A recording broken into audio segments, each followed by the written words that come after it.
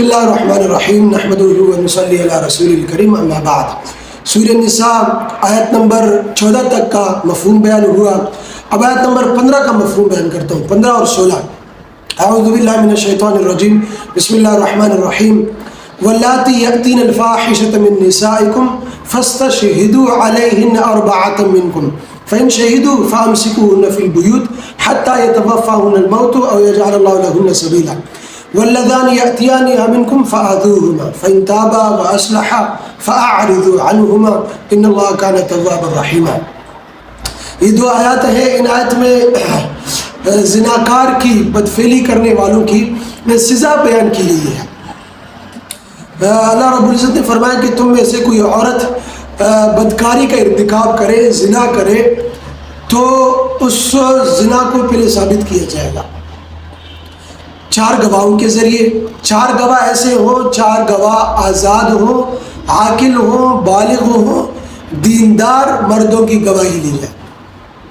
تو اگر 4 آزاد، عاقل، بالغ، دیندار مرد گواہی دے کہ اس عورت نے بدکاری کی ہے، زنا کیا ہے، تو پھر اس کی سزا اس آیت میں جو بیان کی گئی وہ یہ ہے کہ اس عورت کو، اس فاحشہ عورت کو گھر میں تا حیات نظر بند کیا جائے۔ نہ عورت باہر نکل سکے، نہ کوئی عورت اس عورت سے جا کر مل سکے، یعنی قطع تعلق تا حیات، یا پھر اللہ تعالیٰ کوئی اور راہ نکال دے۔ اس آیت میں اللہ تعالیٰ نے فرمایا، تو اللہ تعالیٰ نے وہ راہ بعد میں نکال لی۔ سورہ نور کی آیت نازل ہوئی، زناکار کی سزا پھر متعین ہو گئی کہ غیر شادی شدہ کو 100 کوڑے مارے جائیں گے اور شادی شدہ کو سنسار کیا جائے گا۔ تو یہ آیت منسوخ ہو گئی، لیکن بہرحال قرآن نے کیوں اس آیت کو باقی رکھا؟ اس پر علماء نے لکھا اس لیے کہ اس آیت پر عمل ہو سکتا ہے۔ ایسے غیر اسلامی ممالک ہیں، ان میں وہاں مسلمان رہتے ہیں، وہاں اگر کوئی عورت بدکاری کرتی، زنا کرتی ہے، تو وہاں تو اسلامی قانون نہیں ہے، تو وہاں اس آیت پر عمل ہو سکتا ہے، تو وہاں اس عورت کو حیات نظر بند کیا جائے۔ یا اسلامی ملک ہے لیکن وہاں اسلامی قانون نافذ نہیں ہے، قانون نام کی کوئی چیز نہیں ہے، تو وہاں بھی اس آیت پر عمل ہو سکتا ہے کہ اس عورت کو نظر بند کیا جائے، تا حیات قطع تعلق کیا جائے، بات چیت بند۔ اب یہ سوال ہوتا ہے کہ یہ سزا کون نافذ کرے گا؟ ظاہر سی بات ہے، اسلامی حکومت ہوتی ہے، وہ کوڑے سنسار کرنے کی جو سزا نافذ کرتے ہیں وہ حکومت وقت کرتی ہے، لیکن یہاں حکومت نہیں ہے یا قانون نام کی کوئی چیز نہیں ہے، تو کون سزا نافذ کرے گا؟ یہ جرگے کریں گے یا پنچایت کرے گی؟ لیکن چونکہ آج کل جرگے اور پنچایت بھی ویسے نہیں ہیں، طرفداری کرتے ہیں یا پیسے لے کر فیصلے کرتے ہیں، تو اس لیے میں یہ سمجھتا ہوں کہ علماء کو فیصلے کرنے دیا جائے۔ خاندان کے جو بڑے ہیں وہ علماء کے پاس جائیں اور علماء کو آزادانہ فیصلے کرنے دیا جائے، پھر وہ شریعت کے مطابق، گواہوں کے مطابق، اصولوں کے مطابق وہ فیصلہ کریں۔ تو علماء کے پاس جائیں، علماء کو بھی آزاد چھوڑا جائے، علماء کو بھی دمکانا یا ان کو پریشر میں ڈالنا یہ چیز نہیں ہے۔ ہاں بھائی گندم چاہیے، کتنے من گندم چاہیے، اس طرح نہیں ہے، آزادانہ فیصلہ کرنے دیا جائے۔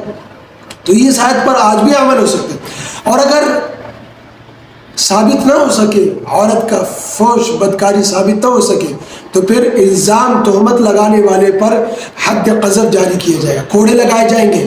اور صرف اس پر نہیں، گواہوں پر بھی، 2 گواہ ہیں یا 3 گواہ ہیں، 4 گواہ تو پوری نہیں ہو سکے، تو ان 3 گواہوں پر، 2 گواہوں پر بھی حد قذف جاری کیا جائے گا کہ اتنا بڑا تہمت لگائی، کیوں ایک غلط گواہی دی؟ اتنا آسان کام نہیں ہے۔ اور اگر مرد آپس میں بدفعلی کرے، لڑکا آپس میں بدفعلی کرے، تو ان کی سزا کیا ہے؟ ان کی سزا قرآن میں متعین نہیں کی، بس اتنا کہا گیا فَعَذُوهُمَا، انہیں تکلیف پہنچاؤ، انہیں سزا دو۔ اب سزا کیسے دیا جائے؟ مختلف ان کی متعین کیے گئے علماء نے کہ منہ کالا کیا جائے، گدھے میں سوار کیا جائے۔ بہرحال خلاصہ یہ ہے، اس پر زیادہ اتفاق ہے کہ حکومت وقت پر چھوڑ دیا جائے، وہ جو سزا متعین کرے۔ اور اگر پھر یہ فاحشہ عورت اور یہ زناکار مرد یا لڑکے یا عورت اگر توبہ کر لیتے ہیں اور اپنے آپ کو اصلاح کر لیتے ہیں، اس گناہ سے باز آ جاتے ہیں، تو پھر لوگوں کو اللہ تعالیٰ نے آخر میں یہ کہا کہ پھر انہیں ملامت نہ کرو، انہیں تان نہ دو، اللہ تعالیٰ نے انہیں معاف کر دیا ہے۔ آخرت کی سزا معاف ہو گئی ہے، لیکن دنیا کی سزا توبہ کرنے سے بھی معاف نہیں ہوگی. دنیا کی سزا بہرحال انہیں مل کر رہے گی. ہاں یہ کہ آخرت میں پھر انہیں سزا نہیں ہوگی. ان اللہ کان تواب الرحیم. جب اللہ تعالیٰ معاف کر رہے ہیں تو پھر تمہیں کیا پڑی کسی کو ملامت کرتے ہوئے، کسی کے تانے دیتے ہوئے؟ جب اللہ کے ہاں وہ پیاری بن گئی، اللہ کی محبوب بن گئی ہے، تو پھر تمہیں کیا کسی کو ملامت کرتے ہو؟ تو لہٰذا توبہ کرنے کے بعد کسی کو ملامت مت کرو، کسی کو لعن طعن مت کرو.